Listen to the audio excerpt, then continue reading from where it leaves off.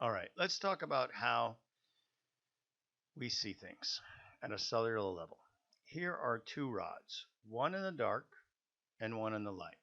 Here are their photoreceptors down here. So light is going to make contact. In the dark it may not, and in the light it will, okay?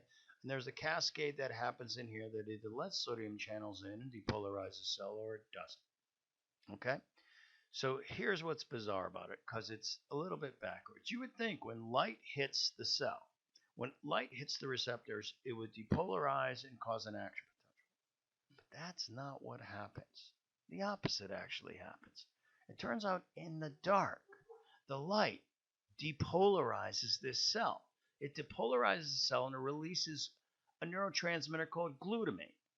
Extremely puzzling because glutamate is excitatory in every other region of the brain, but in the retina, it's inhibitory.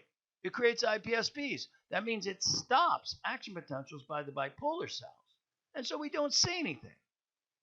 But in the light, the rods are hyperpolarized.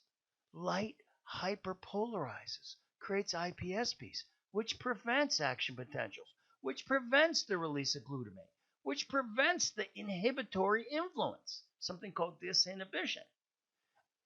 And that means these guys can fire only because they fire under spontaneous activity. They fire on their own, all by themselves. So the only way we see is to prevent this inhibition from happening. I know this is crazy, but in the light, the rods are hyperpolarized, no action potentials happen, but that means no inhibition. That means bipolar cells can send action potentials to the brain and we see. In the dark, it's depolarization. We release a neurotransmitter which inhibits this cell, so it stops it from firing action potentials, and we don't see in the dark.